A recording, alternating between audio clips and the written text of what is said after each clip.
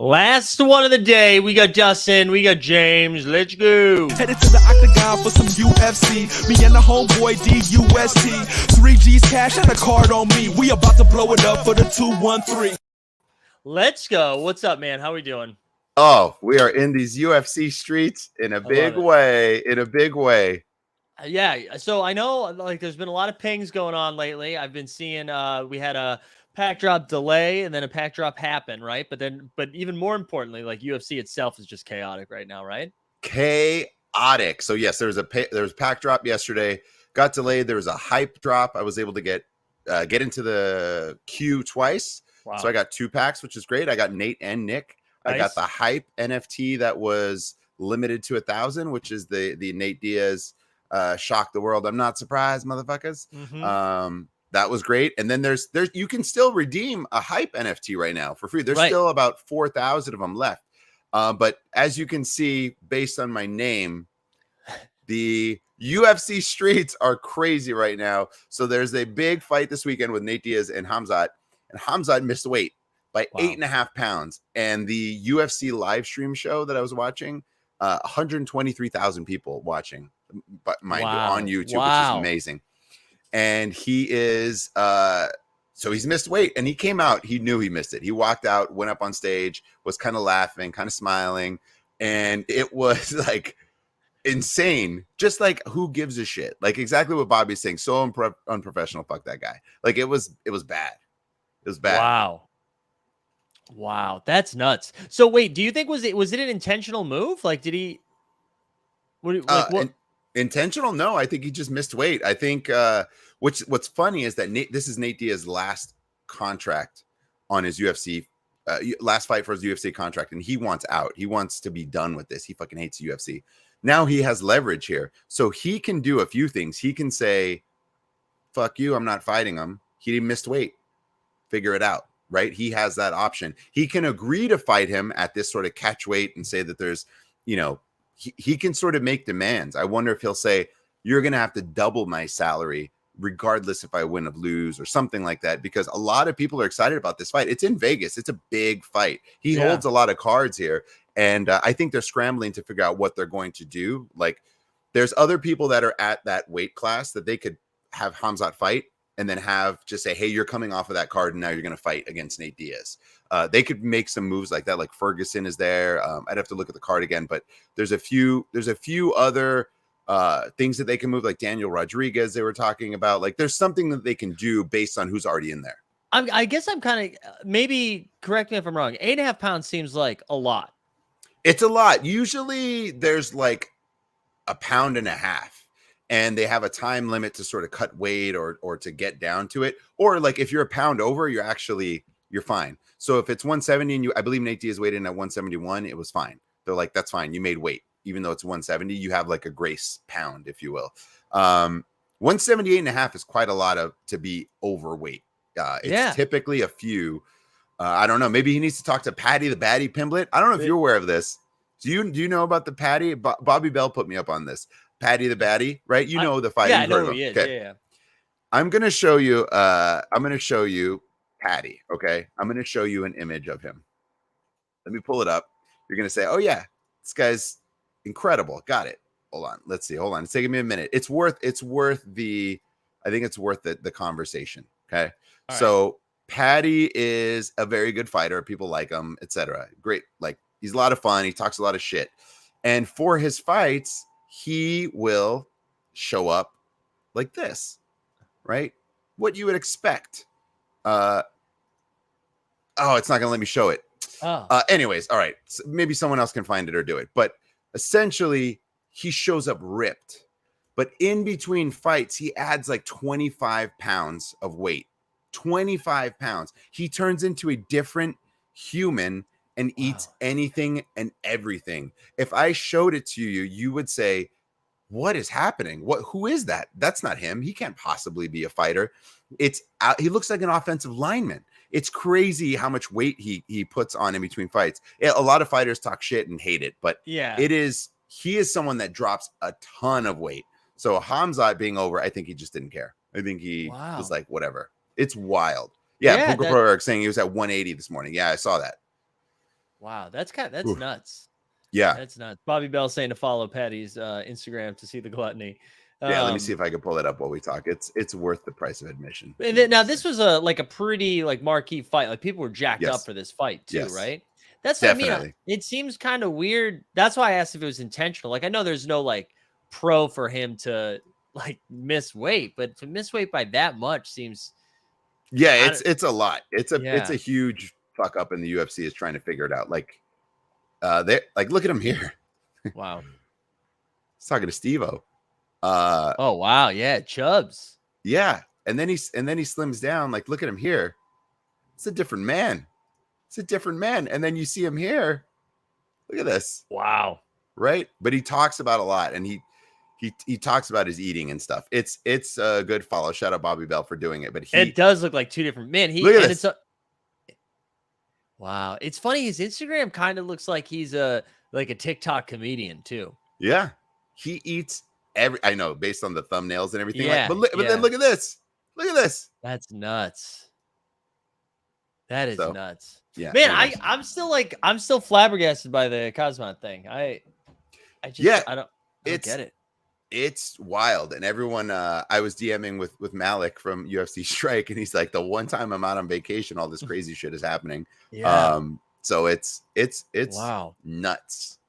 We'll see what happens. I selfishly really want them to fight. I think it's smart for Nate not to take it on and just say, screw you, fuck you, I'm not doing it. Like, you missed weight, bro. That's your thing. It's whatever. It's an out for him too. And do whatever he wants. Take advantage of the situation as much as he can. He did his part. It's not his fault that the other guy didn't do theirs. So he should rake in whatever cash he can, whatever advantage he can. He should take full advantage of it.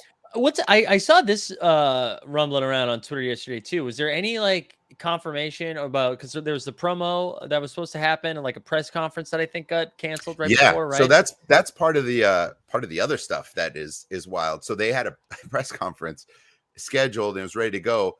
Apparently, I think it was Khabib had no security with him, and things started getting testy with a bunch of different fighters backstage, and there was a fight that broke out.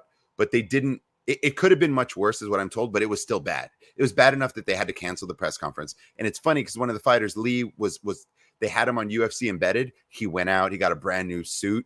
It's become like a meme. So that's what I was seeing. Yeah, he got tailored and fitted, and he looked nice. And he was about to come out for the press conference, and they pulled him back because they canceled the press conference. Dude, literally, he's about to enter the stage. I went on a deep dive this morning because I saw that and I was like, "Shit! Did he just find out a relative died?" Because the way they huddled around, no man, you can't go out there right now. It looked like you're hey man, you're not age, you missed weight or something. Yeah, it looked like you were no longer. You're done. Something bad happened.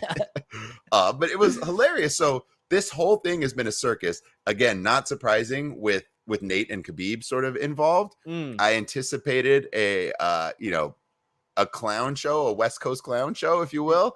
And we're getting it. We're getting our money's worth. Wow. Yeah. So how does this affect the card for the weekend, you think? They're just going to scramble, try to put something in there? What do you think? So my guess is that they'll maybe try and mix and match based on who's there. And then I think, look, fighters did make weight, and fighters can fight in other classes and do a catch weight or something like that. Right. Maybe they'll do that. I don't know if there's anyone waiting in the wings that they'll say, I've been training, I'm ready to go. Because those are pretty big fighters. I don't think you want to just jump in. The one time this has happened before, Nate Diaz took on Connor with maybe 2 weeks notice or something. I can't even remember what it was. It was so fighter dropped out. And Nate's just an animal. He's like, yeah, fuck it. I'll fight Connor. I don't give a shit. I'll fight whoever. And that's why he's like, I'm not surprised. Motherfuckers, I win. There's people that are like that. But I think, go against someone like Khabib, who they're trying to build up as this next big fighter, right? Yeah. Nate is sort of, I don't want to say past his prime. He can still beat anyone maybe on any given night. But, they're ascending, not Khabib, Khamzat. They're ascending Khamzat, right? So we'll see. Maybe they'll shuffle some things around. Yeah, this is what probably makes the most sense is Nate versus Ferguson. I'm thinking the same thing, which will still be a good fight. But you were just really excited to see Khamzat, who they're trying to make their golden boy, just the next big thing. So I guess, just all the shit talking. I guess tying it into Strike, like how do you think that affects the weekend, right? Because I imagine, like they've done for other big cards, that there's like a challenge role leading into the weekend that would have probably been around this fight. So how do you think they respond to this? Yeah, they're gonna have to scramble a little bit. I Yeah. imagine they can still figure something out, and maybe they do something that is kind of for everyone, or Yeah. everyone gets something, even though they just did a hype NFT. Maybe there's something else.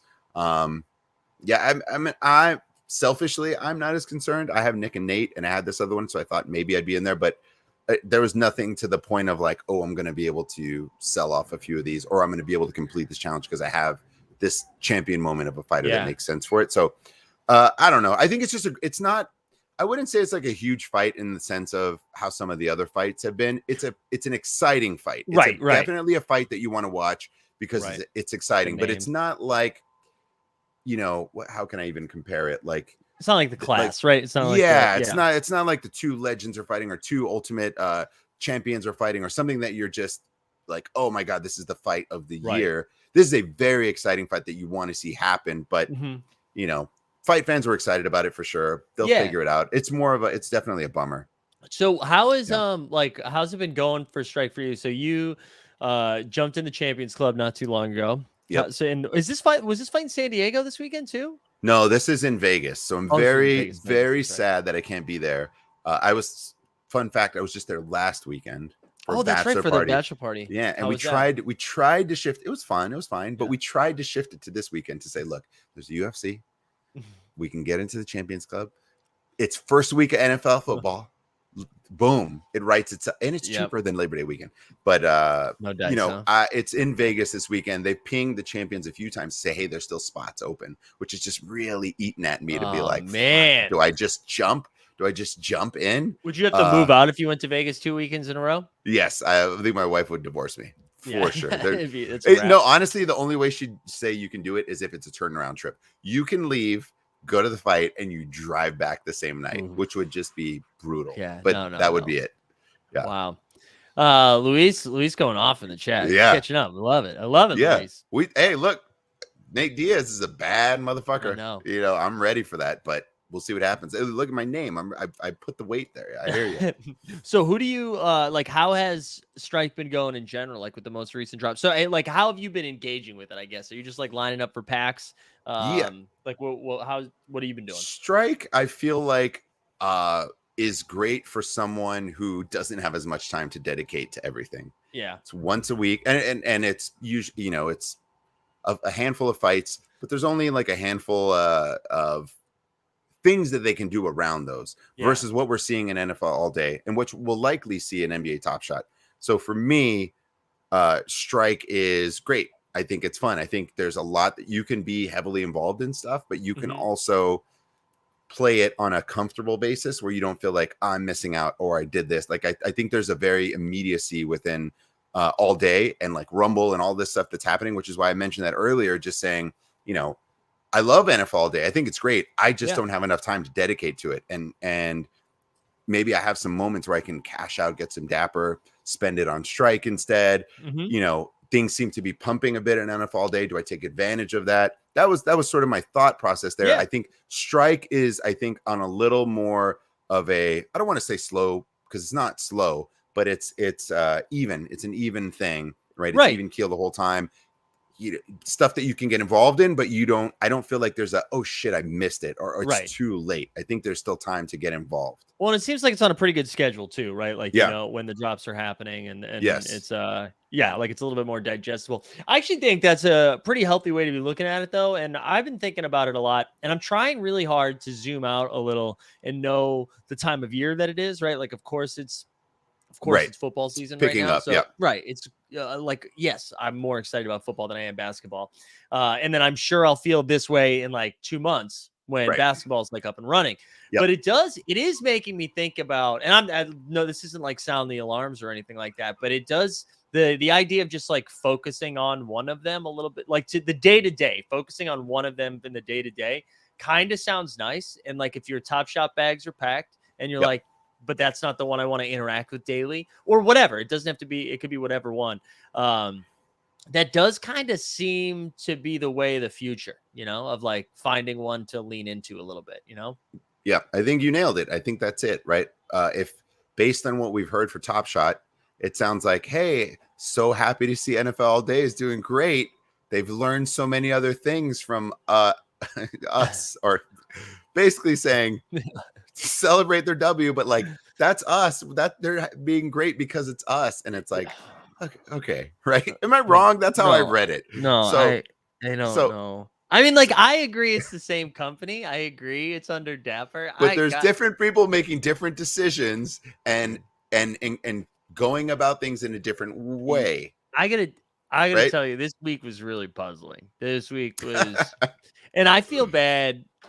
You know, I just, I Am I feel, baiting you? Am I baiting you, Mike? yeah. Here, I think I feel bad for the people having to react to this. Is sure, what I'll say. I think a lot of people are now forced to do their jobs.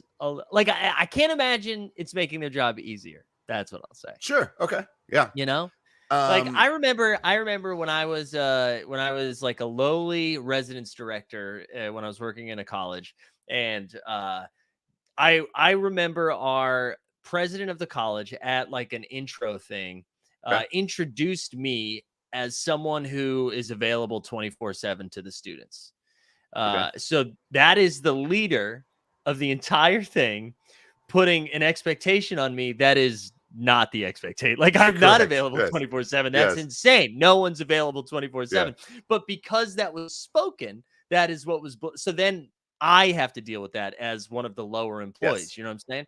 That's yes, kind of what those tweets make me feel like. You know? yeah, yep. No, I get it. I think speaking positively. Go ahead. What were you gonna say? I was just gonna say back to the original point of what you're saying. I think like NFL Day is very involved, Mhm. and that's awesome. It's great. I love what they're doing, and if you are diehard football, perfect.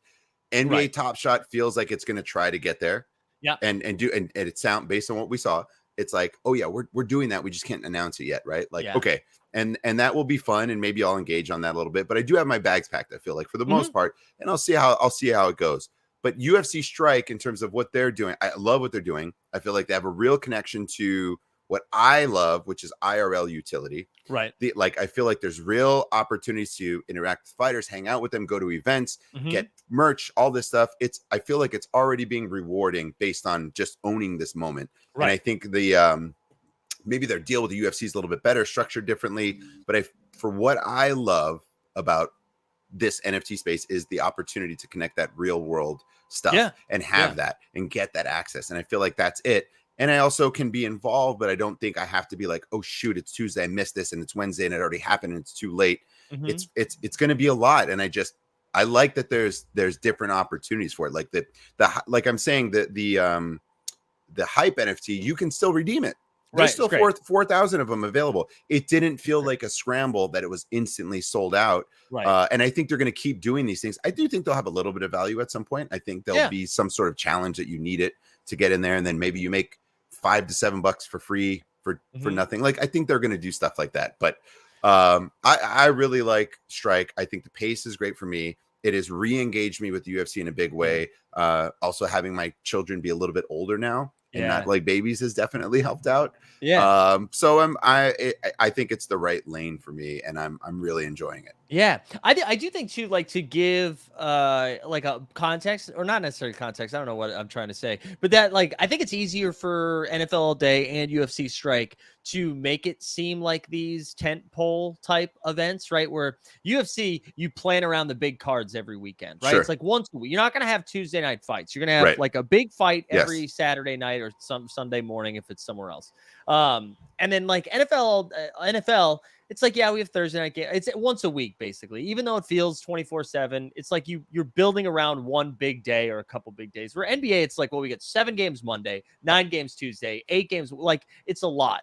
Yep. So I think it is easier, but one of the things that, and you've talked about this, Dustin, about what you would like to see NBA Top Shot do, but what we've seen NFL All Day do, and I think UFC Strike does this a little bit. This felt like an intentional, organized, like marketing plan build up to the beginning of the season, right? Like for what we've seen Yes. NFL All Day do. And I thought Yes. that was like, I thought that was pretty impressive what they rolled out in the last like 2 weeks. Absolutely. That's what it should be. I think we said this in the beginning. you should hype up the start of the season with what Mhm. you're doing. I don't know if we were told that we wait till the end of the year or the begin. I think we heard both. That it Yeah, was like which end of the year and the beginning of the year. makes sense that we hear everything. But Yeah. like there are what we call throughout a marketing campaign, there are key campaign beats, and you need Mhm. to highlight those. So start of the season, all-star, playoffs, like Yeah. all these different things. There should be all of those things.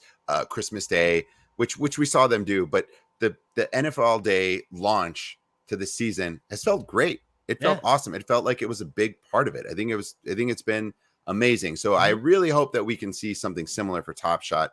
I haven't followed as much.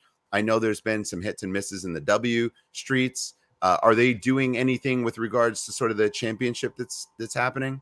So they're supposed to have, and I'm actually going to post a tweet that we threw out there like 10 minutes ago about the upcoming drop. So they announced the Super Game Recognized Game Drop, which is what Yep. kind of spurred all of the chaos at the beginning of the week, Yep. which is like a sick thing, right? Like Sue Yep. Bird, one of the best of all time, Yep. who's now leaving, just was eliminated in the playoffs and like has her own Game Recognized Game. Beautiful. Yep. I love that. But I think the way that it was communicated right after, like literally a week after a rare drop, they're like, here comes another rare drop with players getting second rare moments from the same season, Right. you know, and I think that rubbed people the wrong way. And I think the real question is what happened that it got announced this way, right? And so, like, it's weird because that should be a thing that's celebrated that they're doing as they're moving into the W finals. One thing they are doing is they're doing a lot of challenges. Okay. But you know what feels different from the NFL is that there doesn't seem to be like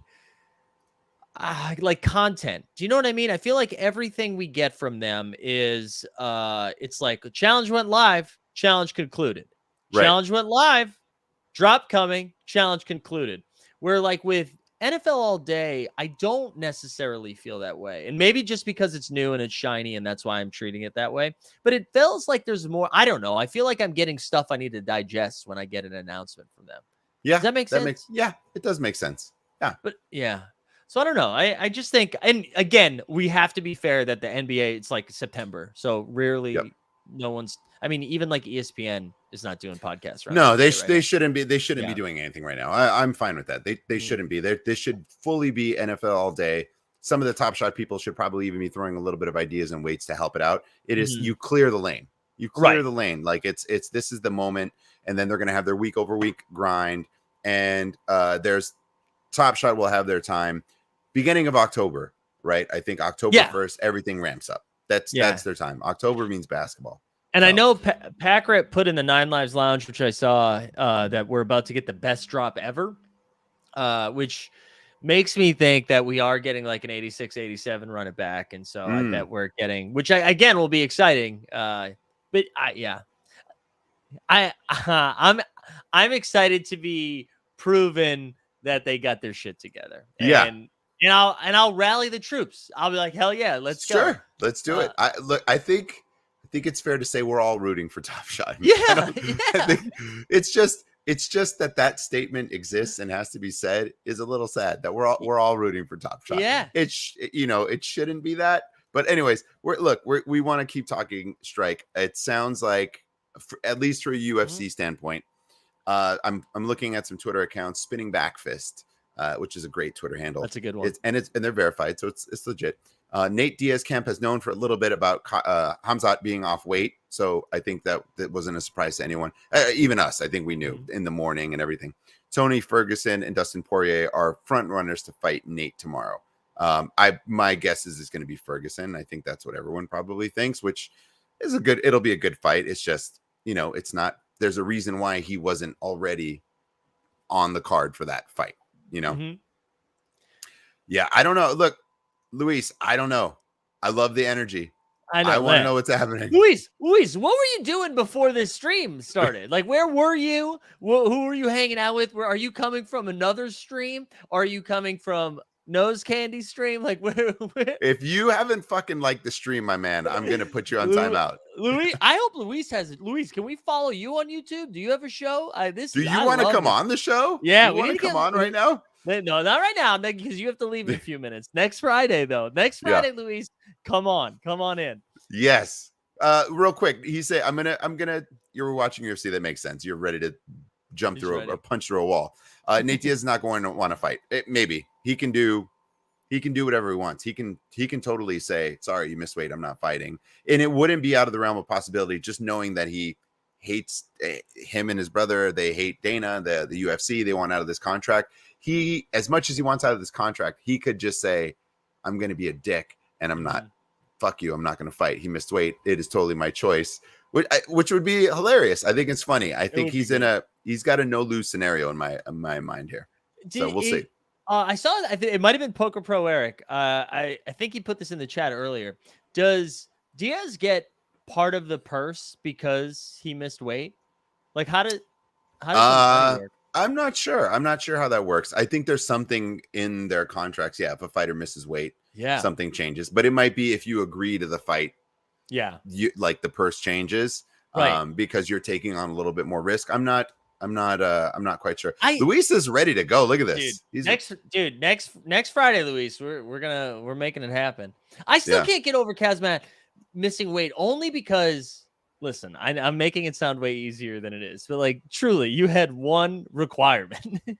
Yeah, like that's your job. Like, look, a lot of fighters walk around heavier than what they do. It's a whole thing where they cut weight, and it seemed like he didn't care, or I don't know. Maybe he and Diaz were like, let's both stick it to the UFC. I won't make weight, bro. Like, I don't even know what could have been going through his mind. Well, it'd be like I'm blanking on the actress's name in She-Hulk. What's her name?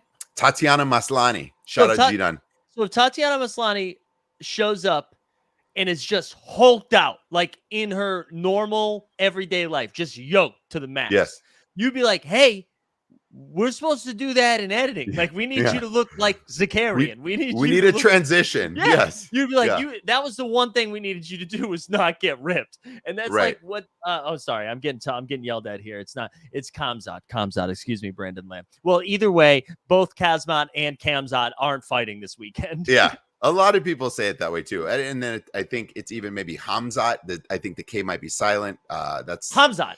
You know what I also say too? This is really fun for people that maybe don't watch it, and I'm sure everyone does. If you're talking UFC, you probably already know. But I think Mike, you would love it too.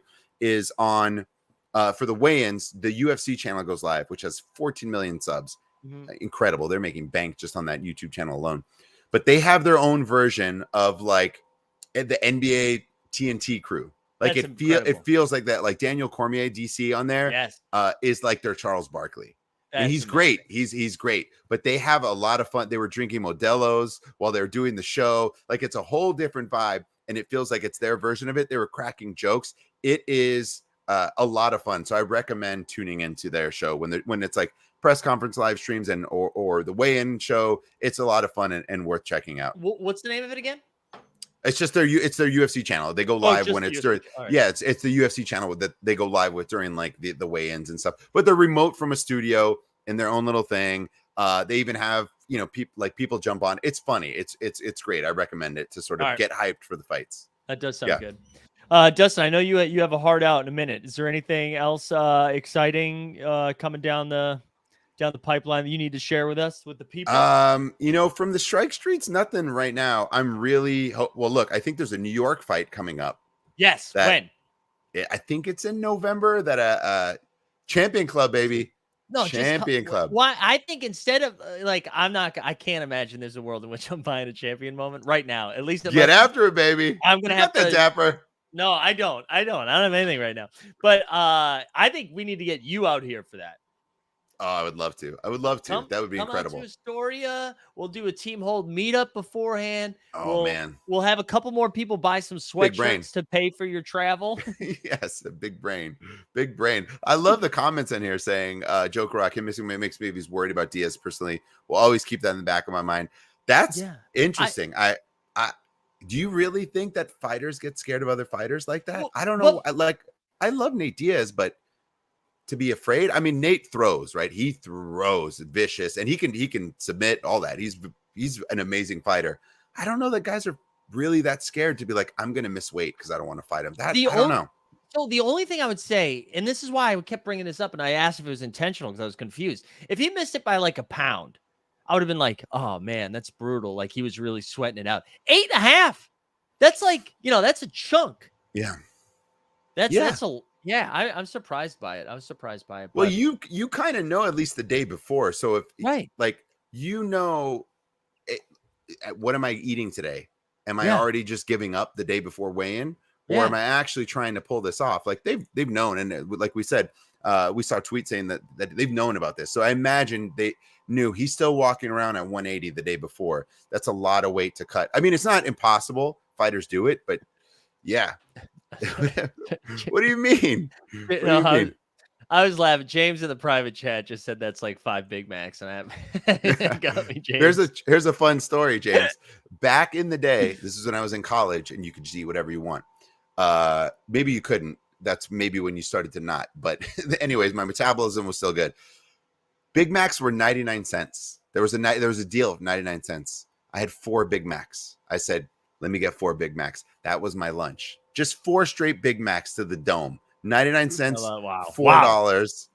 Not great choice, but absolutely delicious. I still remain on the side that the Big Mac is an excellent burger. I am team Big Mac. I love a Big Mac. Oh, listen, Dustin, before you go, it almost feels like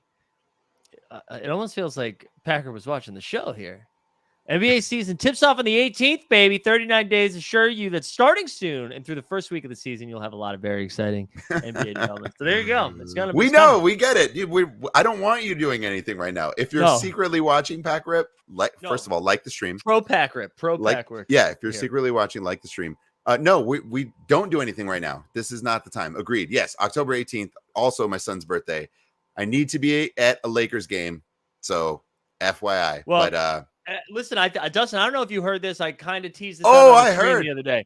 We will be doing a full day stream, and it's official now on the NBA Top Shot channel as well. So it'll be here on Team Hold. It's going to be on the Top Shot Twitch, but also if you go on Top Shot, I think you're going to see it there. We're going to be doing a full day stream. We're going to have like 20 guests lined up. We're going to see a little bit of everybody coming through. So it's going to be a good time. That's going to be on the 18th. That'll be fun. Before I go and we move on, I know UFC guys, but it wouldn't be me on a stream if I didn't talk about where Mikey Zacks placed my Lakers in the Western Conference standings. 11th. So Bobby Bell was very excited. He said, quote unquote, because I told him I was listening to it. Like, it's a great show and it's all NBA. So he said, I said, here's a good tease. You can find out where he ranked the Clippers. And he says, I'm going straight for the Clipper part. Where did he? And then he wrote, Clippers #1. Man knows his basketball. That's what he said. So then, the Lakers 11th. Here's the thing. I'm not even mad at the placement, right? Like, I'm not mad. Like, I get it. We're not a good team on paper.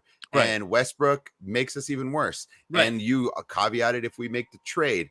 I think where I had a problem with is like, you started to rationalize Portland over them. And I'm like, so who does Portland have in your mind that you're like, oh, Dame Lillard? Yes, amazing. So I looked up, what's Dame been up to these last couple of seasons? 29 games, 67 games, 66 games. We know Nurkic doesn't play very often. And then you're saying like Anthony Simons. And then I believe you also said, and they got Malik Monk. And no. That was on the Kings. That was on the Kings. Okay. Yes. So that's the other part of it too. Yeah. That's part 2 of it. So you're calling out. So I'm like, okay, injuries and stuff. I get it. It feels like I think you could still put them above Portland. Like you're saying Dame and who's their second star, if you will? Is it Simons? Simons. No. Give me some Jeremy Grant, baby. No. Yeah. Jeremy Grant. No. I like Jeremy Grant too. I love athletic, long, lanky. We talked about it, Boucher, all that stuff. I love it. No. But this is what I would say, Dustin. If you told me LeBron and AD both play 60+ games, I'm going to say like 7 seed. 6. I'm saying you get I'm trying to be cautious here. LeBron will play more than 60.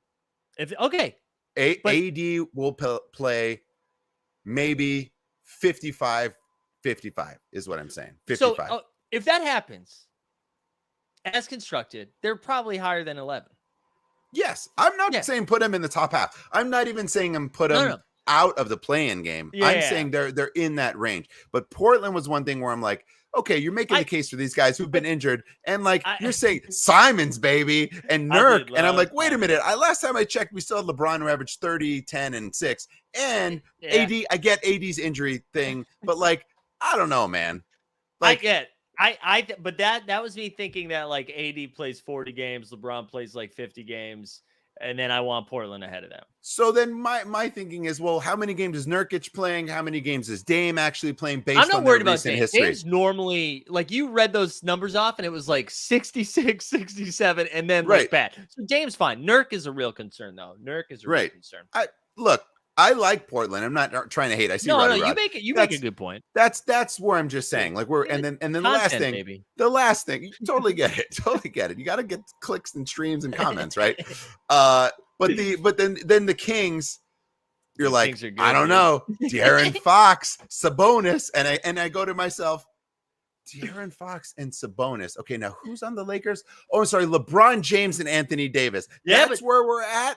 And then you're like Malik Monk. And I'm like, wait a minute, Malik Monk was on the Lakers, and you guys are like, Malik Monk, you're crazy. Yeah, but Malik Monk was your third best guy. That was why. I don't know if he was, but I just think the hate has gone too far. I'm not saying put them in the top 7, top 6. I'm not saying that.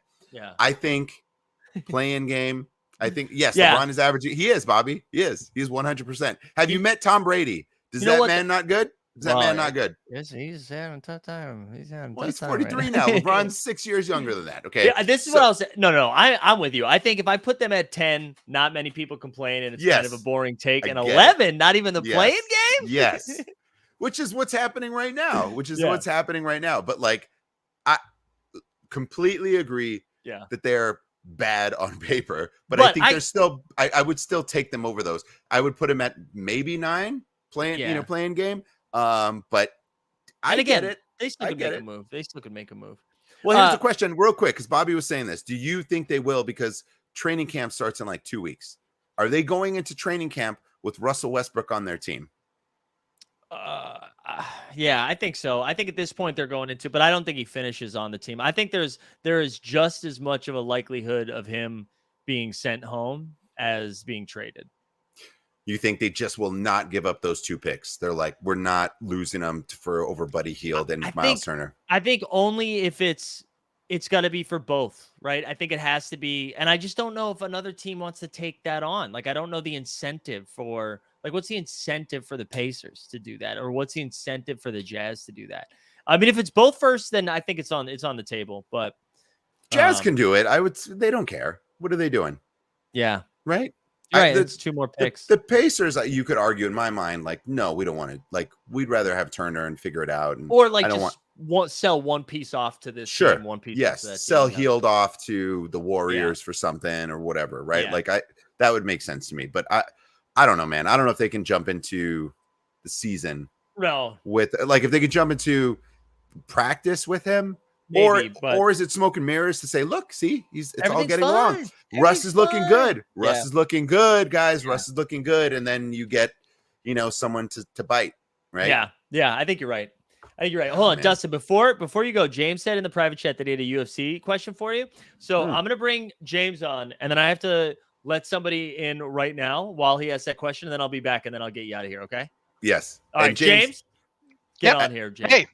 I don't know if I can answer the question, James, but I'm happy to talk about it. No, just base the thing. I'm holding Series 0. Okay. The complete set. Is that something you think I should still be holding? Do you think I'm going to get anything out of it? Is there any return coming for? I've seen we've burned some of them. Sorry, I've seen we burned some of them. Sure. And I was just curious of what your thoughts on that would be, is all.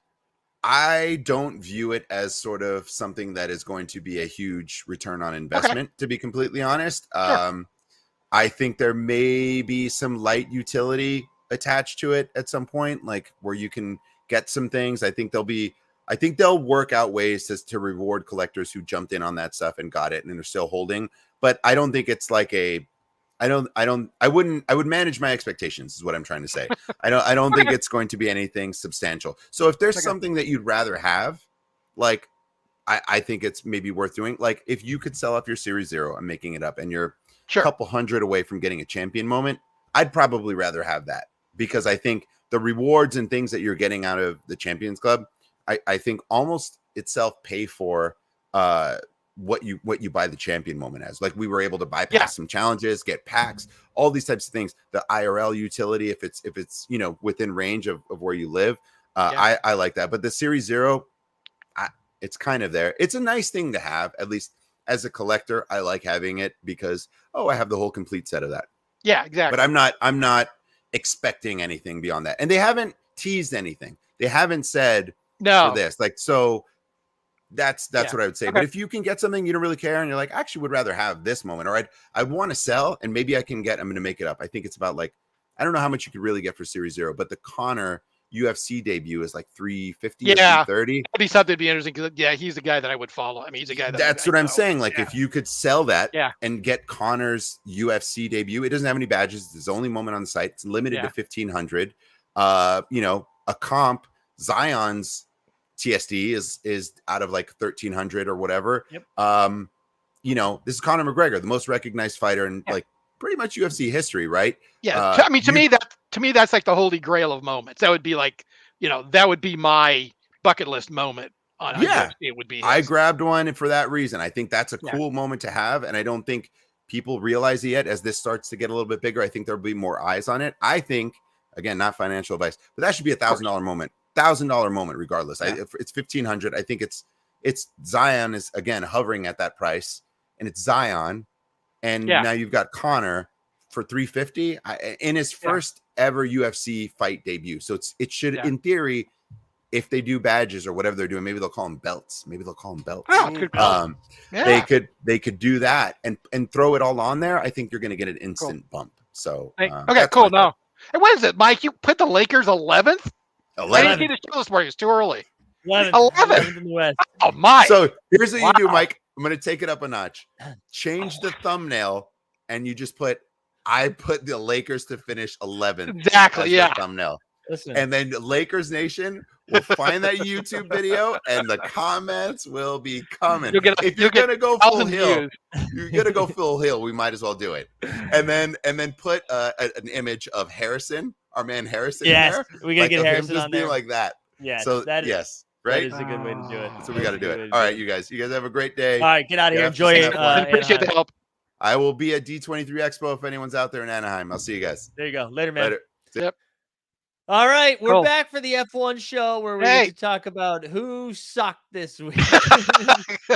Answer: Ferrari strategists. Yeah, pretty much answered any question about who did something badly. Yeah, and just so that people know, the first half of the show we're talking some UFC strike. Now we're gonna pivot over to the F1 streets, and our man James has been coming on almost every week for the last few months as we've been tackling the F1 season. So excited to have you back on, man. Take it away. Well, thanks. Appreciate it. Unfortunately, missed last week, but hey, we'll pick it up. We had last week the Dutch Grand Prix at Zandvoort, known as the House of Orange because of all of the Dutch fans.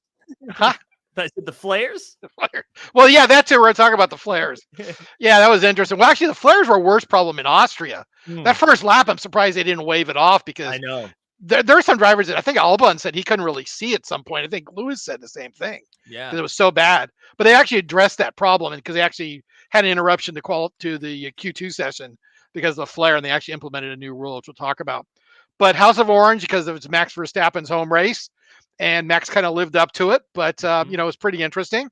Now the first thing that came out of that during I think it was right before the start of FP2 was that the Contract Recognition Board, which met on the previous Monday, said that Oscar Piastri is the property of McLaren. He has a valid contract. And evidently whatever Alpine thought they had was what they call a heads of agreement, meaning it's an agreement to have an agreement to a contract. So can I ask you this?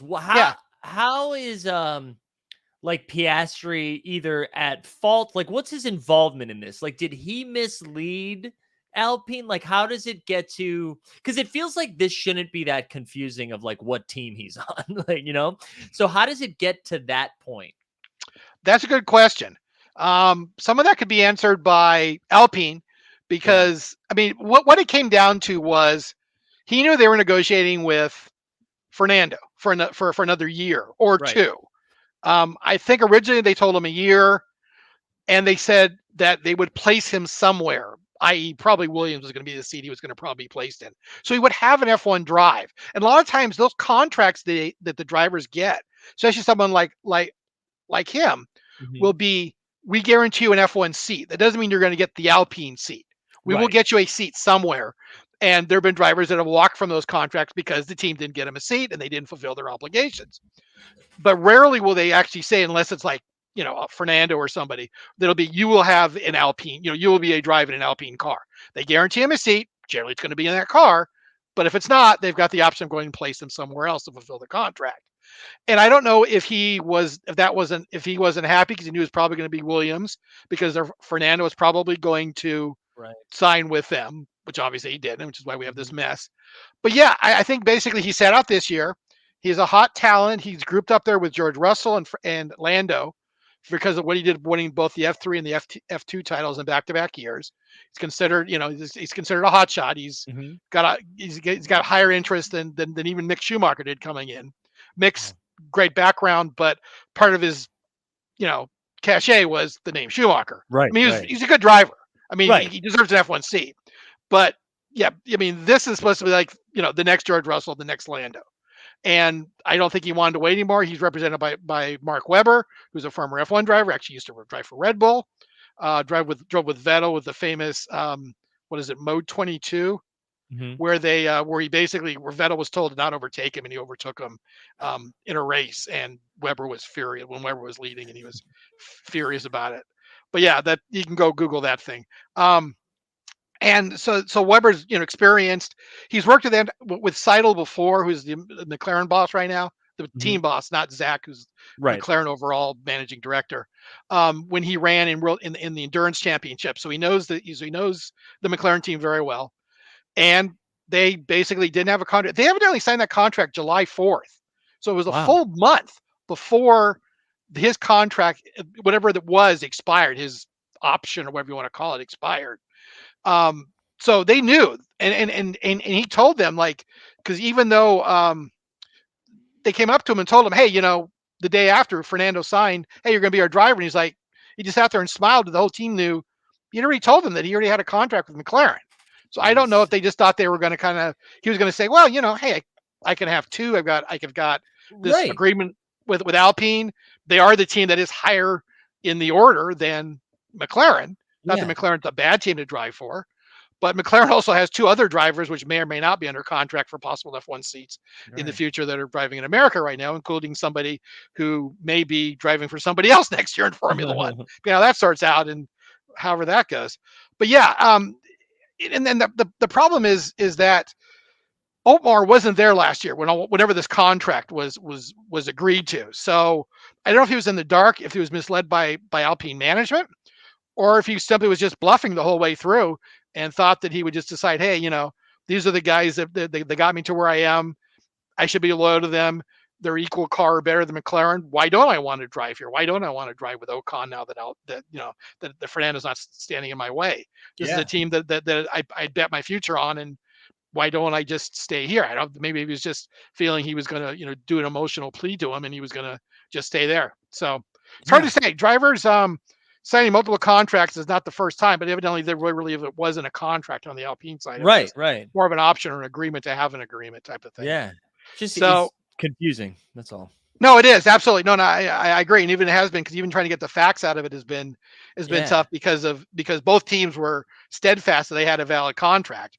When it started coming out that they actually signed the McLaren one on July 4th, the day after the British Grand Prix, that was kind of like, well, what did Alpine? Did he not tell Alpine? Oh no, he told Alpine. What did they not understand about? You have a valid contract. I mean, if I was Otmar, I'd have gone back there and said, so somebody please, dear general counsel, what exactly do we have or do we not have with this guy? Right. Because I was told we have a contract, and if we don't, then there's a problem. And evidently the guy that I think it's DeMaio is the guy that's the head guy from Renault that's overseeing the race program. He's nowhere to be found. Evidently, no one can find him. Nobody knows where. I mean, they know where he is. He's not returning calls, and he's right doing press interviews right now, because I don't think he wants anything to be. I don't think he wants any words going on the record right now, because he could be in deep trouble with the head of Renault right now. Yeah, so I don't know. Because it looks like they screwed up. I mean, they lost a world champion and a potential world champion. Mm-hmm. And what they've got is to be determined an empty seat with 6 races or 7 races left in the 22 season. Yeah, not with Figured a out lot of and and a lot of people like finalizing for where they're going to be next year. So it's not yeah. like it's the beginning of the silly Well, it's going to season. have to be a deal where they have to trade somebody out more than likely. Unless they're going to put either Right. Danny or Mick Schumacher in the seat because those are the only real free agents. Nicholas Latifi probably is a free agent, but that's probably not something that works. Thumbs Yeah, down. yeah. No, he's crashed into enough things this year so far. Yeah, we're good. We're good. So yeah, so but that thing really kind of shook up the paddock with that news because Yeah. you know the word from the people that seemed to be in the know seemed to be was McLaren was going to win. But until it actually happened, it wasn't really something that you knew because sometimes you just don't know all the details. These contracts weren't public knowledge, so they, Right. it wasn't until they were read by this lawyer group that they were basically sorted through and they figured out what the heck was going on with it. And Mm-hmm. Alpine didn't have what they thought they had. So, but it'd be interesting. He'll be in the seat next to Lando. Who sits in that seat? We're gonna still have to talk about, and whether there's going to be a bunch of drivers swapping around to fill that seat or not, and whether there's going to be some sort of exemption given by the FIA for somebody from America coming over for a super license. We're Would be gonna, cool. yeah, we'll chat. No, it would be. But back to Zandvoort. So we had qualifying. Max is on the pole by just 0.021 seconds. Yeah. Not very much over Leclerc, and Sainz was third. Mick Schumacher was 8th on the grid. Mm-hmm. So, or no, 8th, and he got into Q3. Now there were, so that's basically what we had in the start. And then the fun began. I mean, it was dry and it was clear, or it was Right. clean. So it wasn't a problem with weather. They thought there might have been, I think it spit for like about 30 seconds or It something. was quick though, right? It was really Yeah. quick. Well, it didn't stick. It was just someone Yeah. said drops in turn 3 or something. And that was Yeah. the last word of it. So it wasn't a factor. Red Bull's on the pole. Both Red Bull and Ferrari went with softs. Mercedes went with the mediums, the yellows, because both wanted to think they were going to get to dive into turn 1. Mm-hmm. Max wanted to keep the Ferraris behind him, and the Ferraris wanted their best chance to get ahead of Max. And he held on till the first pit stop, and then fell back down. And then the Ferrari pitted later, and McLaren or the Mercs, because they were running the medium tires, pitted even later. So then some of the entertainment began with, we had a virtual safety car for the I believe that was for the Yuki Gambit, right? Yuki because of the virtual. Yeah, because that's when everybody was like, "Oh, this was on purpose," because like the seatbelt conspiracy theory. Yeah, no, exactly. But before that, we had the Sainz pit stop debacle. Right. As I said in a tweet after the race, Ferrari decided not to just throw one dart at how am I going to lose this race board. They picked up a whole handful and just threw the whole stack at the board. Yeah, and I just want to say that because I know I'm still relatively new into the F1 world. If this shit was happening in the NFL, the entire Ferrari organization would have been fired.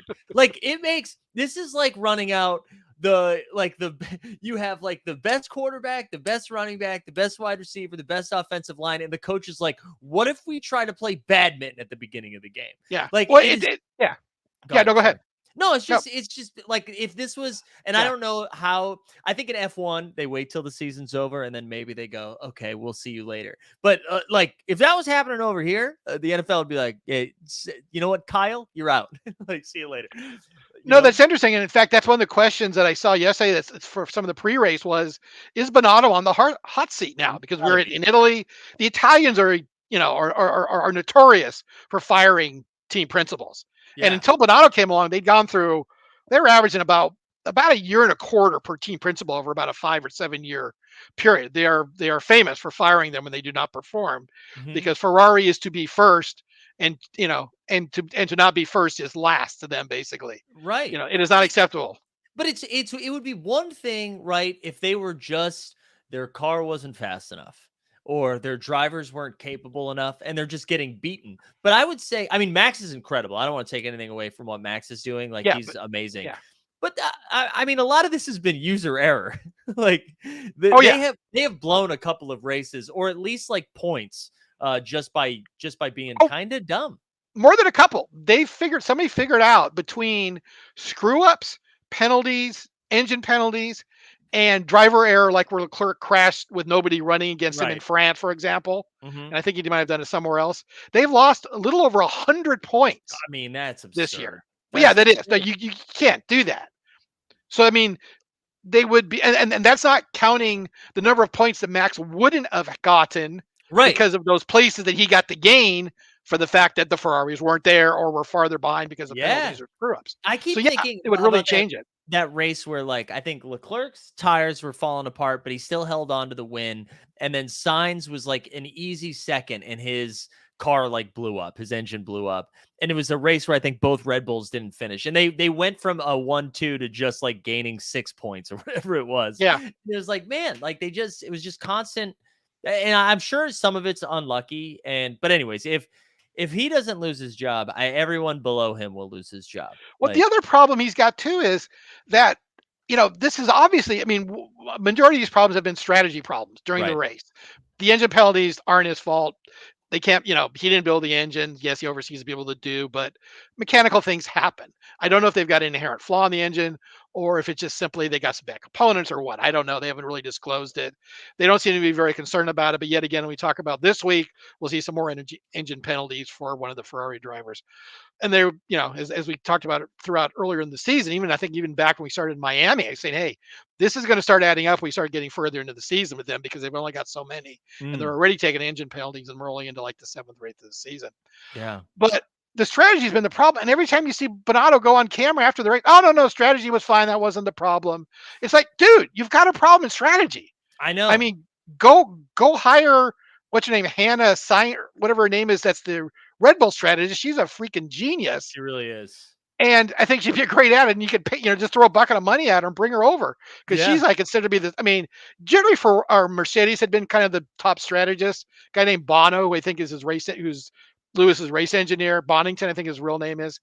And their brain trust is considered to be top notch with Toto over there. Yeah. But Red Bull, I mean, Red Bull's beaten them on speed this year. They haven't beat Merc on strategy, but they've probably beaten Ferrari a couple times on strategy. 100%. And you know what, James? Like, I'm trying to think back, and I know Ferrari is covered a little bit differently because they're considered one of the top contenders. So, like, when they make a mistake, it's a little bit more amplified than, say, if Williams makes a mistake. Sure. But I mean, I can't tell you other times where it's been pointed out that, like, oh, well, there's Haas going, making another strategy error again. It's truly only Ferrari where it's like, oh, Yeah. Yep, gun in mouth like that. It seems like they are the ones consistently doing it. It's no one else.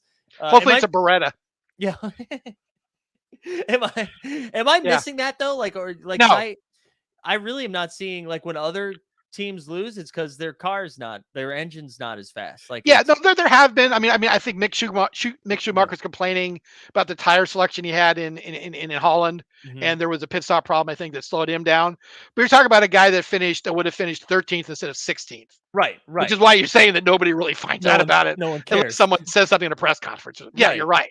No, you're exactly right.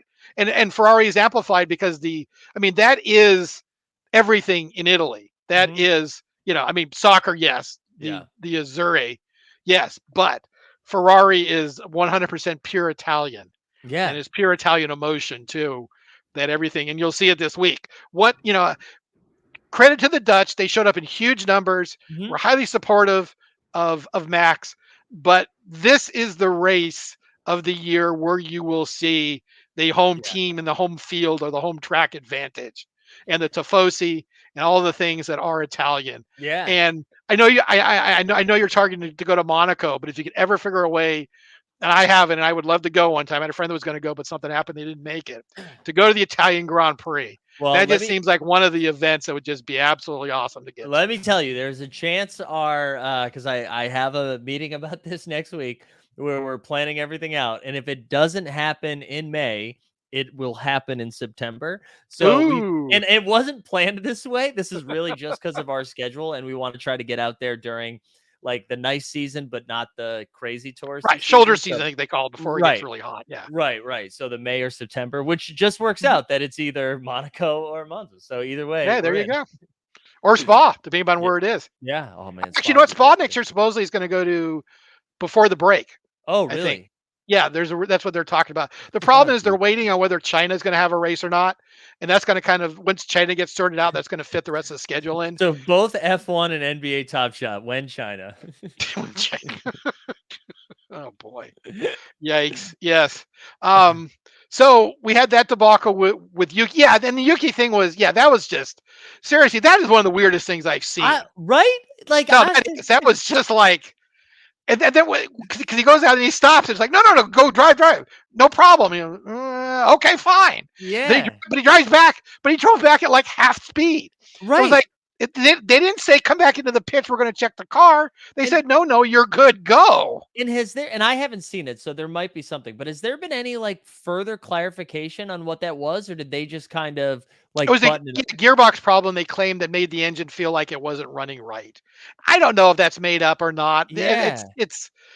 So he gets back, and then they're mucking with the belts because evidently they found out later that, he thought that he was done, so he took off the belts where they told him that no, stay in the car. Now he's supposed to be able. Now the thing I haven't heard of is that's completely and utterly against regulations, and that's a big time safety penalty. Yeah. If he drove back he should have at that point just parked it and gotten out unless he could put the belts back on. So the fact, and I haven't heard any penalties or any thing of what's going to happen to him for that. There's going to be FAA's going to throw $100,000 fine at AlphaTauri for that, because that is a no. They do not want drivers without driving the brakes. I remember like might have been 10 years ago, might have been Vettel, might have been Lewis, who got penalized. They threatened, I don't know if they penalized him or threatened him $50,000 because he took his belts off or loosened his belts after one of the races. I think he leaned over to like pick up a flag or something. Oh. And you could see that his belts were loose. And they were going to come out. I don't know if they suspended it because it's like, okay, this is your first time. This is your warning. You do it again, the fine goes into effect. But yeah, they're that's just a no. That is a, yeah, that's a no. Sorry. Go ahead. I was just gonna say, if I missed something this week too, I apologize. But Yuki's kind of like on a hot seat himself right now, right? Like he's been confirmed, but yeah, you got to think. The problem is, remember where he's from, and remember where their engines come from.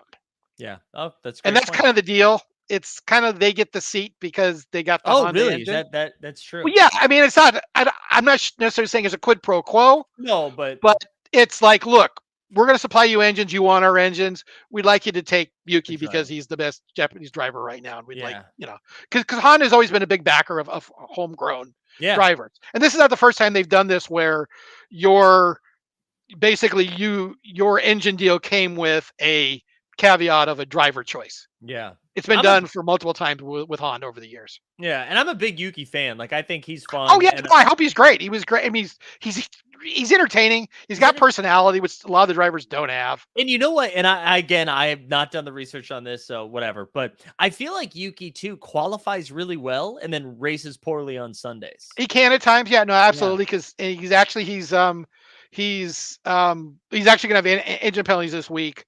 But I think he was 8th in the in FP1 today. Okay. So yeah, he has. But yeah, just sometimes, and I don't know if it's strategy or the fact you've taken off your belts in the middle of the race to be part of it. But yeah, so and then of course there were lots of conspiracy theories because of course because that brings out the full safety car. That's what allows that's when they decide, when Russell convinces. I actually saw a very interesting video on this. Formula One had an interesting video. I think they started them on basically strategy. On a strategy session from the race, and they broke down the Russell thing, and he had to like pitch the team like 5 times on the radio. We should pit, because Max had gotten reds. He goes, we need to get reds. And he goes, no, stay out. And finally, after 4 times, he goes, no, because we're going to get past. There's our only chance. We got to get reds. And finally, after bugging them 4 or 5 times, he said, okay, hang on. And the thing that's interesting is they called him in on the final turn. Sainz's team called him in before, or he came in, he told them he was coming in before the final turn when they could not get that 4th tire out there. So wow. I don't know if Mercedes had already put it in motion behind the scenes, but they did a super late call on Russell when he got those reds, and they had no problem having the tires there. They were done in, 2.3 seconds, and out he went. So I don't know what the deal is with that. If they had already had been processing to get those tires out of the blankets and onto the pits, Yeah. whereas Saints, they were obviously not ready because they had one guy just sitting there going, "Okay, tires off. What do I do now? Because I ain't got a wheel to put back on it."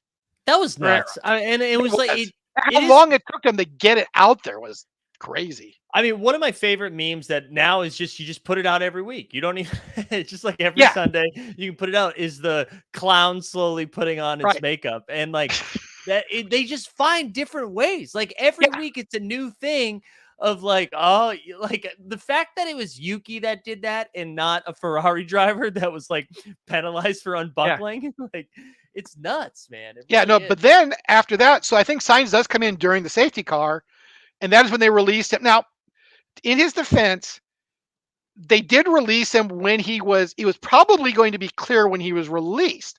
The Mhm. problem was he couldn't go out at full speed because Right.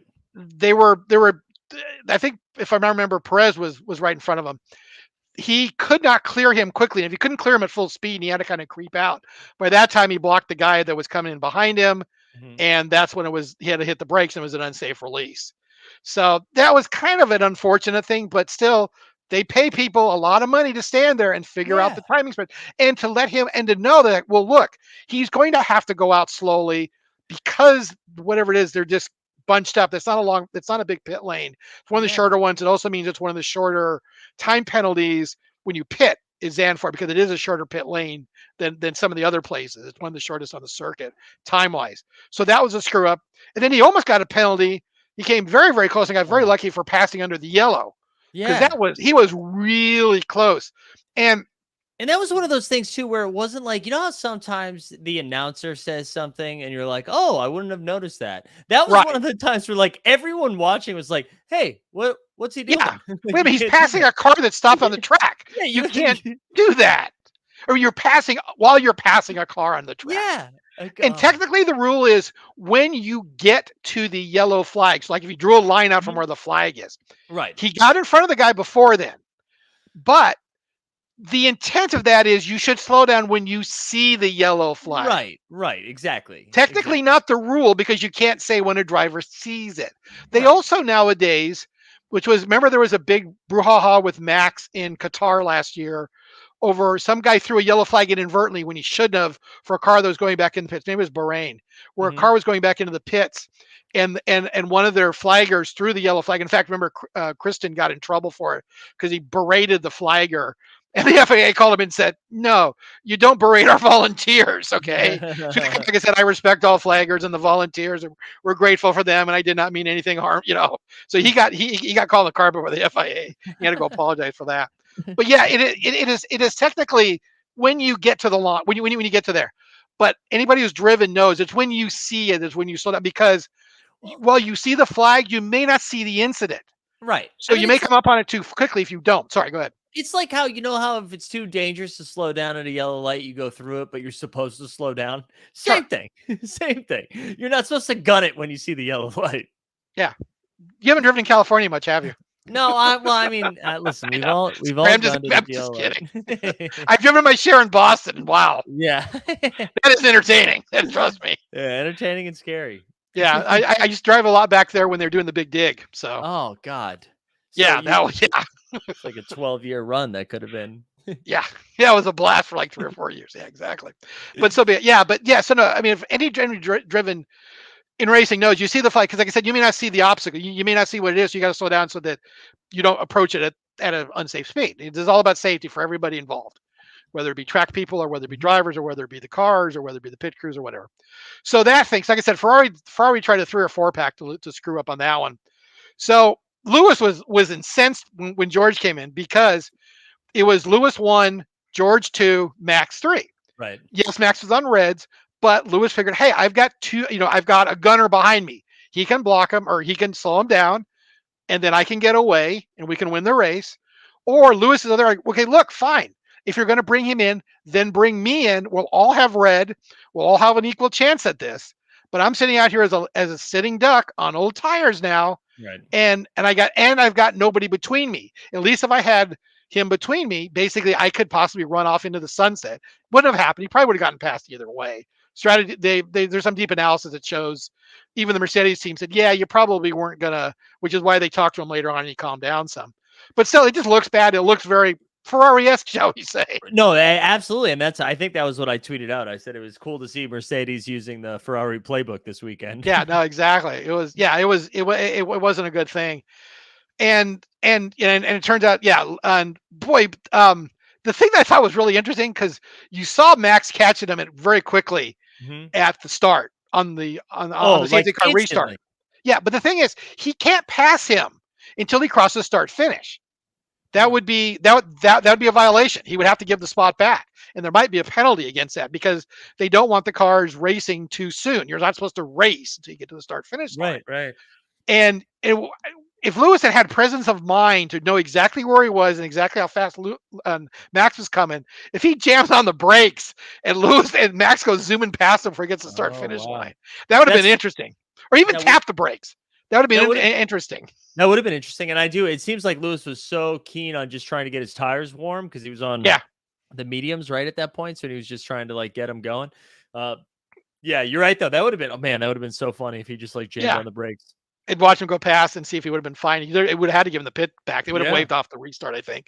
He would have to give him the spot back. He probably would have gotten him eventually, but it would have made it more entertaining and it might have calmed him down a little bit. I had a friend who's a racer just yelling on chat about that when he saw that. It's like, single file restarts, guys. Not two abreast, single file restarts. What are you doing? That's so good. What are you doing, boy racer? What's going on there? So he was furious about him doing that. So so basically finishes Max 1. Russell picks off everybody. Lewis falls back to 4th. So it goes from 4th with like 8 laps left to no podium because even Leclerc got passing because Leclerc had pit. Basically, while they haven't mathematically sewn up the title, both titles are pretty much out of reach at this point. Max is 109 points up. And I'm not sure what it is. Alpine was best of the rest. They've had some really good showings between Spa and here, and they're pretty much consolidating their 4th right now. But Merck is now only 20 points behind Ferrari. Merck's coming. They're coming up. Obviously, they started slow.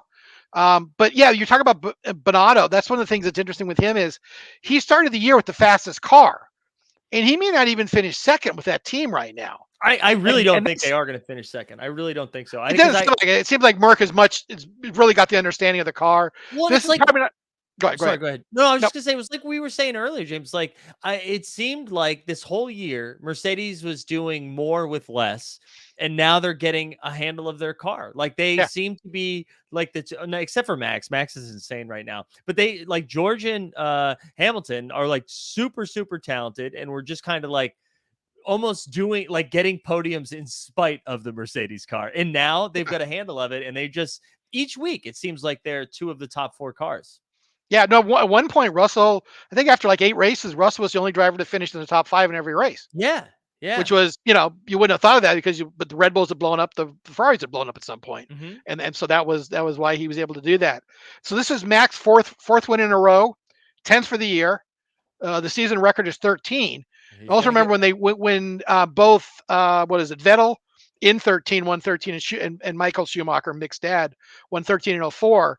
There were much fewer races. I think when Schumacher did, there might have only been 17 or 18 races. And when Vettel did it, there might have only been 19 races, maybe 20 races. So he's got more opportunities to win races. And you've got 7 races less. Outside of like engine failure and accidents, Max is winning every race. At this point, they seem to be that way. Engine penalties. Yeah, Well, even then he wins the race. Yeah, no, you're right though. He basically overcame that in Spa, absolutely. In like 10 laps or whatever it was. Yeah. No, absolutely. So yeah, it looks like this isn't going to be 2021 as far as the finish, but 2021 was great. Yeah, and it was awesome, and it was wonderful for the sport. But most of the seasons don't end like this. Like I think I remember he said one time, Michael Schumacher won the title before the summer break one year because he was so dominant. It might have been in 04 that year. Yeah, basically the German Grand Prix was the last race for the break, and he won the German Grand Prix, finished second, and that wrapped up the title at the end of July. And funny, I think it was the next year Bernie Ecclestone, who was the head of F1 at the time, implemented a double points race at the end of the season to try to prevent the title from being locked up. That lasted 1 year, and the owner said, "No, this is stupid, Bernie. If they win it early, then the guy's that good, and he wins it early." Pretty So good. cool. I can't imagine finishing something before the summer break is wild. Like, No, it is. wrapping it Yeah, end of July, basically just barely over half of the year's gone, and the season's already That's over. nuts. That is So, nuts. but let's move on to Monza, so we don't get Monza. Ferrari home race, home of the Tifosi. Like I said, these are people that have a passion for F1, possibly like no other. The Japanese fans can be fanatical also, but they don't have a team. The big Honda fans, they don't have a team. Ferrari has one team, or Ferrari is the team. It is the only team in F1 for those that are Italian. The only team that matters, the Scarlet Red. And actually, they're running a special livery this week because I think this is the 75th anniversary of something. Might have been of Monza being built. Not sure. Okay. 75th for something. They're running a lot of yellow on the car this year. Because I think for yellow is the official color for something with the cars, but the race team is red. Is that Scarlet Red? So usually the quickest race of the year, it'll probably be an hour 20, hour 15, hour 20, 25, depending upon safety cars and incidents. But if it runs without a flag, without any flags, the race can be like about an hour, 15 minutes, give or take. So it's a quick race. Highest speed usually of the race too. James, is Monza one of the sprints on for No, qualifying? not this year. Okay. Was last year though. Okay. That's why you're thinking that. It was last year. Yeah, I'm not sure. I got to take a look because I think Brazil still is, but I think there might be one more sprint, or it might have gone to Austria. Might have been the third one. Okay. Might have been Australia, Austria, and might still be Brazil. Okay. So, but yeah, no, this is something to be experienced. Got a weather report here of 20 to 30% rain on Saturday and or Sunday, but it might be in the morning, so it might be clear, and we'll have to see. The Italian weather usually is a lot more stable than it is at Spa, so we'll have to see how that is. You don't have the coastal influence on it. Mm-hmm. Some of the stuff that's come up, somebody asked Colton Herta about, hey, they're being touted for an F1 seat, and he goes, "Yeah, I've heard the news." So what did AlphaTauri reach out to you and talk to you about it? No, I haven't heard from them. In fact, don't even know who runs AlphaTauri. So yeah, so it's like, okay. I've also read some people that have said this whole thing is a ruse because what's happened is that, and the next topic is the Red Bull deal with Porsche, which I actually technically even said was a done deal, which I'm incorrect. I'm gonna have to walk back. Oh wow. On 1 week with Miha when you were out. Mm-hmm. That's dead. That deal, it was supposedly a done deal, is dead now. Wow. There will be no Porsche deal. Porsche announced that the deal is dead. VW Group actually also announced a 50 to 80 billion or 60 to 80 billion dollar IPO for Porsche. They were going to be spinning it off into a separate company that will give the Piech family and the Porsche family a little bit more control than they had. They are the founding. Fernando Piech is the person who founded Porsche, and then there's also a Dr. Porsche, which the company is named for, that was involved, who I think is a engineer of some type. Wow. That were the founding families back in the 30s or 40s, maybe the 30s, for Porsche. And a very, very wealthy family in Europe, because we're worth billions and billions, kind of like the Waltons in America. Yeah. Or the Fords, because you talk about car dynasties. So they're gonna do an IPO for that, and there's a lot of talk that they were trying to hype up the IPO with this thing about, hey, yeah, in fact, we're getting back into F1, so you guys should really put a higher valuation on the thing. But everything what it came down to was Porsche wanted basically to have a controlling stake in Red Bull, so to become part of the Ferrari corporate or the Porsche corporate ownership. Oh. And that's not really what Marco and Christian wanted. Sure, we want an engine deal. We want 25. You can have 25% equity. We'll sell it to you. But no, you're not going to be the owners. You're not going to be 51%. We're not going to be a unit of Porsche AG. We're going to be Red Bull Racing, and 50% own. Whatever the breakdown is. Yeah. So yeah, not happening. You're not getting a controlling stake in this. It's not the way it's going to be. So they said, well, if it's not ours, then we're not doing it. So thank you. Looks like Honda's back in the picture for Red Bull engines going forward, and they may stick around, and they may be the partner for them in 26. So things change. Wow.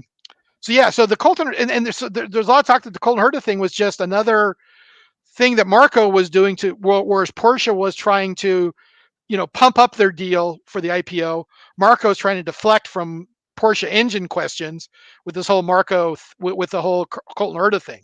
So this may or may not come to fruition. The problem is, if it does happen, he doesn't have the FIA super license points, and they would have to cut a deal. Now, the guy's won 8 races in IndyCar. IndyCar is a series in this FIA super license point mechanism is basically not it's not fairly given points, because FIA has their favored way to advance: F4, F3, F2, and then you go into F1. That's the way they have their ladder series. Mhm. IndyCar has their ladder series. F1 doesn't want to be seen with IndyCar being a ladder series in F1. And they want the drivers basically. Now, if you're a 2-time multiple champion in IndyCar, okay, sure, you're a big enough name that we want you in our sport. But Colton Herta isn't, and there was lots of talk for years, and over a decade, that IndyCar doesn't get the respect when they issue these points for super license. So whether the FIA would grant them an exemption for this, FIA president or the F1 president, Dominicali, said, no, we're not giving any special exemption for this. We have our system. You earn your points the way you earn your points, and so be it. This guy is eminently qualified to run an F1, so we'll have to see what happens, if this is a real story or not, or whether this is something really been a deflection. It'd be interesting, because this is supposedly, because Kristen pretty much, oddly enough, confirmed it. Like, yeah, we're not going to give up Gasly. We get something interesting to put in the car, and interesting to be Colton Herta. So, which is interesting, because the whole AlphaTauri program was set up by Helmut Marko as a young driver program. Yeah. That's where Daniel Ricciardo came from. That's where Sebastian Vettel came from. That's actually where Mark Webber kind of came from, who was the driver. And obviously that's where Max Verstappen came from. Right. The problem is that well has run dry. They don't have anybody, which is why Yuki, because of the Honda connection, got a seat in that car, which is why I said we'll talk about Yuki again. Mm-hmm. They just don't have the drivers. They're not getting the drivers. They're going somewhere else. I don't know what's going on, but they don't have anybody that is, I think maybe they've got someone in F3 that may show up in a couple of years, but they have nobody that's ready for an F1 seat, which is why they put in Perez at the end of 2020, because they had nobody they thought that was suitable. Wow. Alex Albon he's gone off. The Williams has done pretty well, but he's tied up there. He's contractually obligated. He can't come back. So that's why the Colton Herta is in this discussion. So we'll see how that's going to pan out. And one of the other things that came up is Audi mentioned that they'd have some interest in Mick Schumacher. The problem is Audi doesn't own anything right now. They will be an engine supplier at least in 2026. Of course, they are tied to the Alfa Romeo team, which is ending its connection with Alfa Romeo, which is the Sauber team, Sauber Alfa Romeo, that they're ending their connection in 2023 at the end of next year. So best case scenario, Audi would buy them at the end of 23 or into 24, but that would leave Mick without a 23 drive unless he gets thrown a bone and he winds up in Haas decides to re-sign him, or he winds up in the Alpine next to Ocon, assuming the Gasly thing is a hoax and they can't work that out, or the Alpine decides there's nobody else they want to put in the seat, or he could wind up in the other Williams possibly, or he could wind up in the AlphaTauri if Gasly does go there, if they don't sign Colton Herta.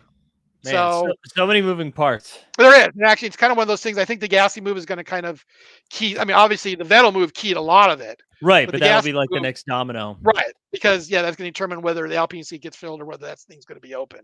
Wow. So let's quickly review FP1. Leclerc, Sainz, and Russell. Max 5th, Yuki 8th, Ricciardo 10th, fastest McLaren. FP2, Sainz, Max, and then Leclerc. Russell 5th, Lewis 7th, Albon 10th. Okay. So, but the news that comes out after it is, hey, what do we have like Spa? Fast track. We got engine penalties, folks. We got Bottas and Yuki? Oh, we got a whole bunch of them. We got Perez and Sainz and Hamilton, 10 grid places. Wow. Max, for taking some components, will have 5 grid places. Bottas and Yuki, you are correct, will be at the back of the grid. Wow. So, so you've got, 3, 4, 6 drivers. And that's so far. That doesn't mean that someone else can't stand up and say, hey, you know what? We too want another engine. So right. Possible someone else will too step up and take another penalty. So if there was ever a day for Ferrari, it would be this day. But know Ferrari. I just bet on Max Leclerc is the fastest of the unpenalized cars right now. Yeah. And knock on wood, if everything pans out, he will be on pole. I've heard this story before, James. Yes, but it's hard to screw up qualifying. Though they did it a couple of races ago. One of their screw ups, they had a screw up with tires. They put the wrong tires on. I remember if you heard, I think Yeah. it was the clerk yelling, going, "You put the wrong tires on! You put the wrong I tires on!" remember. I remember Yeah. this. This was like So, truly when it became a joke. yeah. So if they don't screw it up, and that's a big if, Right. it could be Leclerc on pole. For those interested, 7 a.m. Pacific Daylight Time will be qualifying.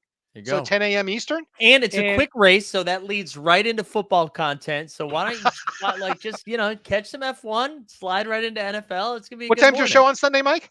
It's at 11. So I don't know. Maybe we fire up the playback in the morning for the first. I got to stop committing to stuff though. That's a long day. That's a long day. Maybe it'll be It's a little too early for me. I may join mid race if you do it. Yeah, I'll tell you that. might be. Maybe we just enjoy the race. Singapore's coming up. We'll have to see how that works out time wise. Yeah. By the way, we will get 3 weeks off after this because the gap in the schedule because of Russia, which never got filled. Okay. So because of Putin's little venture, they they're not gonna be racing in Sochi this year. And Yeah. according to them, never again. We'll see how the money changes that over time as people forget about what's going on. But so it'll be interesting to see how qualifying the grid's going to be shaken up. Which everyone's complaining about the penalties, but you know what? I know it's screwy, but man, it makes for an interesting grid. Oh, I think so It was too. great when they did it. So I think so too. And I mean, honestly, Max needs this. Max needs to start further behind, just to make the race interesting, because he's going to pass everybody anyways. He's like, fine, test me. Well, the Leclerc needs it to me because and Bonotto needs it because but the thing is, if there ever is a situation where it's like, look, you've got pole, you've got it at Monza, and your guy's 5 or 6, he's going to be starting 8th or 9th. Yeah. And if they can't win it though, if they blow it. Well, this is a good transition. Who do you give me your winner and your podium for? Monza? You know what? I will throw the Ferrari guys a bone. I'll say Leclerc first, Max second, and Hamilton third. Ooh, I like that. Hamilton's got 10. No, Hamilton's got 10. He can't do third. Russell third. Russell third. Yeah, I forgot about I think that is I like that. I think that's the best way to approach this. Did you say Sainz has a penalty? Sainz has a penalty. Yeah, Perez, Sainz, and Hamilton have 10 grid places penalty. Hey, one thing to think about. This will be a year since Daniel Ricciardo won. Yes. Who would have thought that who would have thought a year from now, when he came back to Monza, he would not have a race seat after he won the first race for McLaren in 9 years? So listen, my heart is gonna just go Ricciardo, Leclerc, Verstappen. But I will say Daniel Ricciardo left a lot to be desired last week. That was not a fun race to watch. So I will say I'm gonna go Leclerc, Verstappen, and then I'll throw Danny Rick on the podium. Okay, fair enough. Yeah. I wasn't trying to lead you down that path. No, I love Danny Rick, but he was embarrassing last week. That was not fun. Yeah, I think he needs a pep chat or a pep talk. Yeah, or maybe a kick in the ass. I don't know. Yeah, or just like a media deal so he knows what he's doing next. James, dude, I seriously appreciate you doing this every week. You put so much time and effort into this, and you're fun to talk with. So I appreciate you coming on and looking forward to doing it again. So we'll have 3 weeks on. We'll get you back on before 3 weeks. We can do a wrap up next week if you want to. Yeah, let's do a wrap up next week and chat about it. But thanks for coming on, man. I appreciate it. Thank you. Have a good one. All right, we'll get James out of here. Thank you to everybody for this entire week. This has been a fun week. I appreciate you guys all being here for all the gosh darn content. We will be back on Sunday at 11 a.m. right here with John Jackson, going over all of your NFL day needs. It's going to be a lot of fun as we build our lineups before lock. I hope everybody has a good night. I hope you have a good weekend. I hope Diaz finds somebody to fight. We are out. Well, the top shot streets are a dangerous place, so